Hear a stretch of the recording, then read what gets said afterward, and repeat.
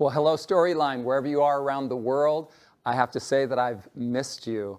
I hope you've missed me as well, but I know that with Jennifer, you've been moving through a bunch of extremely important insights regarding mental health and what it looks like to be a follower of Jesus in relationship with others. And so I know that was a blessing. And now I have the privilege of launching with you into a mini-series, a 3-part series that we've titled Closer Than Angels.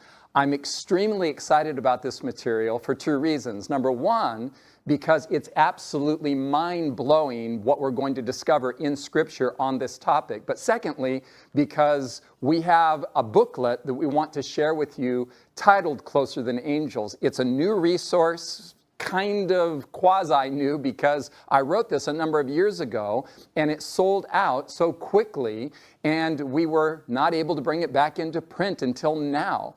It sold fast for one reason, because the ideas and the concepts from Scripture that are unearthed in this little book are absolutely transformative regarding our picture not only of God, but our picture of ourselves in relation to God. What is God's plan for you and me? What are His aspirations for us? What is our ultimate destiny as human beings? And I'm going to be suggesting to you that salvation, just the mere salvation of our souls, is just the beginning of what God has in mind for us. And we want to share this resource with you absolutely free as a gift. That's how excited we are about it. So all you have to do is take advantage of the link that is provided, and all the information you need is right there, and we're going to drop this in the mail to you as a gift. I'm excited for you to read it, and we're going to break down some of the material, not all of it, but some of the material in this 3-part series. Now, I want to begin in part 1 by talking about exaggeration. Do you have anybody in your life who's an exaggerator? Are you an exaggerator?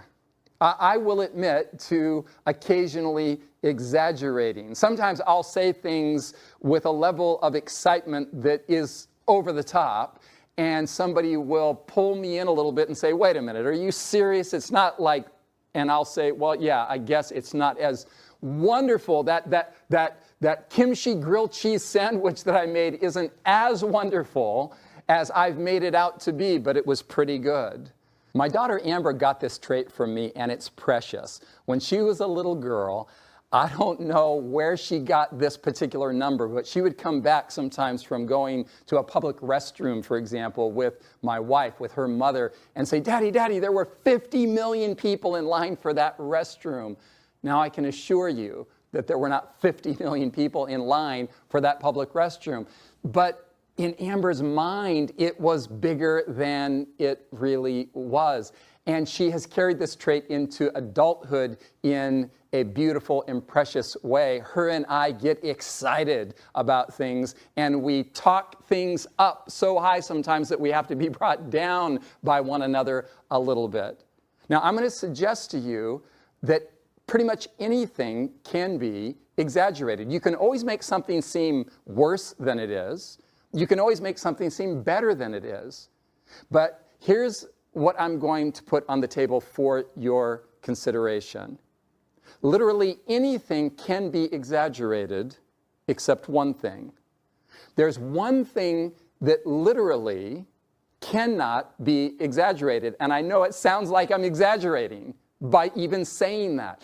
But the one thing that cannot be exaggerated is the love of God for you and for me. No matter how many words, no matter how large the vocabulary, no matter how great the sentence structure, no matter what the poetry, the metaphors, whatever beautiful language we can bring to bear upon the love of God, we will come short of how truly wonderful and amazing it actually is. So in this series, I'm going to invite you to embark with me on a journey to probe into the wonder of God's love for you and me. Not merely his love for us, but the effect and impact of his love in our actual lives. What is God's plan and purpose for us?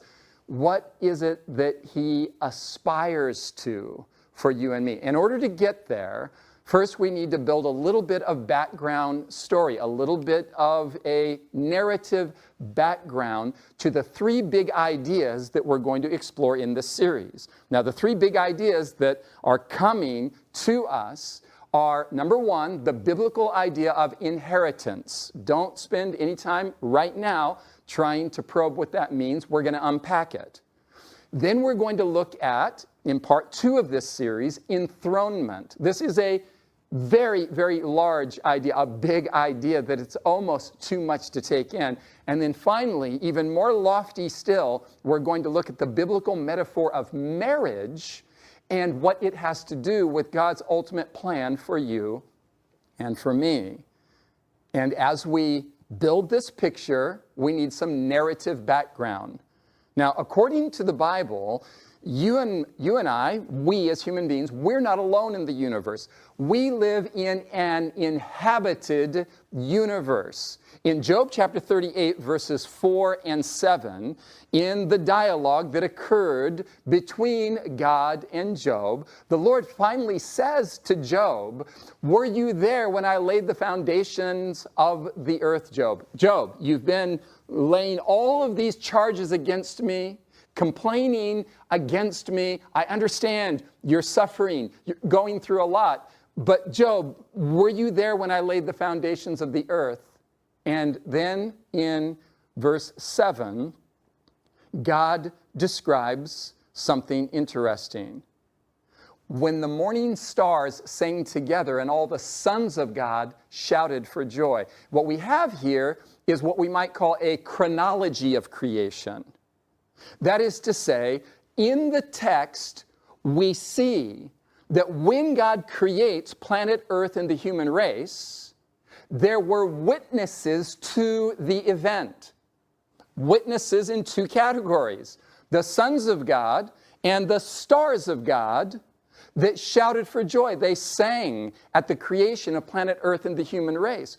So if these individuals, let's call them, are witnessing the creation of our world and of the human race, that means that they predate the human race in existence.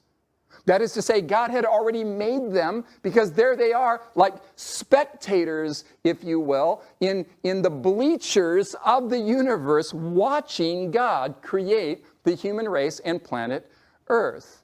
Now, who are these sons of God and stars of God? Well, first of all, the sons of God. We know who they are because earlier in the same book of the Bible, the book of Job, chapter 1, verse 6, we have this very interesting usage of the term sons of God.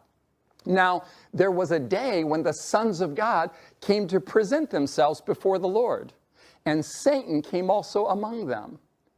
Notice what's happening in the text. There's a day when the sons of God come to present themselves before the Lord, and Satan came among them. And then verse 7, and the Lord said to Satan, "From where do you come?" So Satan answered the Lord and said, "From going to and fro on the earth and walking back and forth on it." I want you to notice in the passage that there are some key features. Number one, we notice that the sons of God, they convene in meetings before the Lord. Number two, when they convene in meetings before the Lord, it says they came to the meeting. That is, they came from other locations in the universe. And then notice that Satan, it says, came to one of these meetings. The devil himself just shows up in this heavenly conclave, in this heavenly parliamentary session where the sons of God have come before the Lord, and Satan shows up. And God asks Satan, "From where do you come?" It's a point of origin question. You're here representing what part of my vast universe? Which implies that the other sons of God are there in this heavenly congress. They are there from different places in the universe as representatives of the places they have come from. Satan, in the text, claims planet Earth as his realm, his domain. And there's a whole backstory there in Scripture where God had created Adam to be the representative head of planet Earth. But Adam and Eve, by introducing the principle of selfishness into the world, abdicated their position of headship and gave it to a foreign invading force, that is, the fallen angel Lucifer. Now, when we go to the New Testament, we see that Adam was precisely in this Son of God position. In the genealogy that occurs in Luke chapter 3, verses 31 through 38, every single human person is described as the son of a human person. David, for example, the scripture says, was the son of Jesse. And Jesse was the son of Obed. And Obed was the son of Boaz. And Canaan was the son of Enosh. And Enosh was the son of Seth. And notice this. Seth was the son of Adam. And note the language. Adam was the son of God.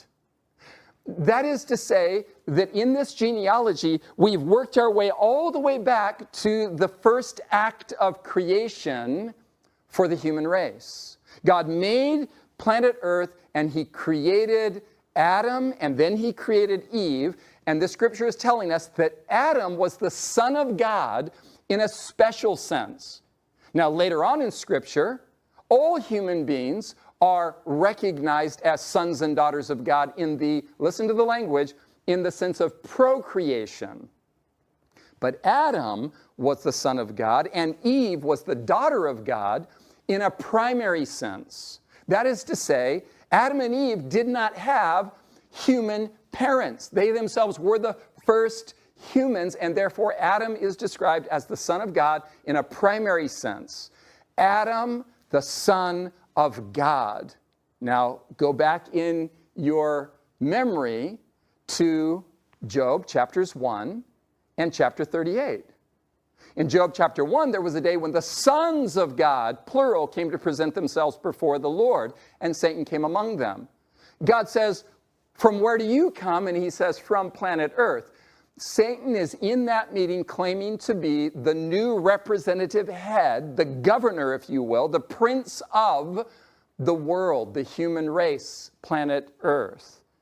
He has usurped the position that God had originally intended for human beings to occupy.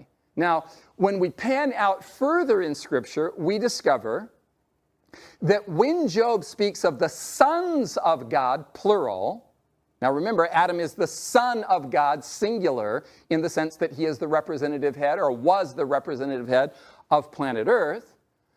But the sons of God, plural, came before the Lord. So there's more than just this Adam figure in the story of the Bible. There are other sons of God, the implication being that there are other planets that are inhabited that have representative leaders. So Ephesians chapter 3, verse 10 explicitly tells us that there are, quote unquote, principalities and powers in the heavenly places. Another version translates this, rulers and authorities in the heavenly realms.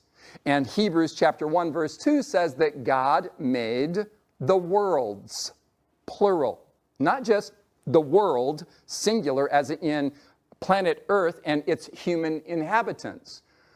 Now, the implication of these scriptures is very plain to see. If there are principalities and powers in the heavenly realms, if there are rulers and authorities, well, then there are population bases in the universe at large, non-human worlds that have representatives that come before the Lord from time to time, as the book of Job describes. So the sons of God are the representative heads of the various worlds that God has made. Now, there are a lot of things we know from Scripture, and there are a lot more things we don't know. We don't know much about these rulers and authorities in the heavenly realm. We don't know much about these planets afar, but we do know they exist. And we do know that they occasionally come before the Lord for heavenly meetings of some kind in order to discuss the governance of God's vast universe, no doubt. Those are the sons of God. Now, who in Job 38 are the stars of God? You remember what it said? It said that the sons of God and the stars of God sang and shouted for joy at the creation of planet Earth and the human race. Well, the sons of God are the representative heads of all the worlds God has made. The stars of God throughout Scripture, and I'm going to give you just a couple of examples. Stars in Scripture are symbols for an order of beings, a unique order of beings called the angels. We know from the biblical description that the angels are unique in the sense that they don't procreate. They are neither male nor female. They don't get married, according to Jesus himself in the Gospel of Matthew. And we know that the angels are made as messengers and ministering spirits sent forth to minister to those who shall be heirs of salvation, according to the book of Hebrews. And Revelation chapter 1, verse 20 explicitly says that the seven stars, that is, in the symbolism of the seven churches, are the angels of those seven churches, or the angels that preside over, with watch care, preside over the seven churches that are mentioned. And then in Revelation chapter 12, verse 4, speaking of the fall and the rebellion of Lucifer, Scripture says that his tail, because he's represented symbolically as a dragon, that the tail of the dragon drew a third of, notice the language, a third of the stars of heaven and threw them to the earth. This is a biblical way of describing through symbolism the fact that the dragon, verses 7 and 8, that is the devil, and his angels, which are represented as the third of the stars that he drew with his tail.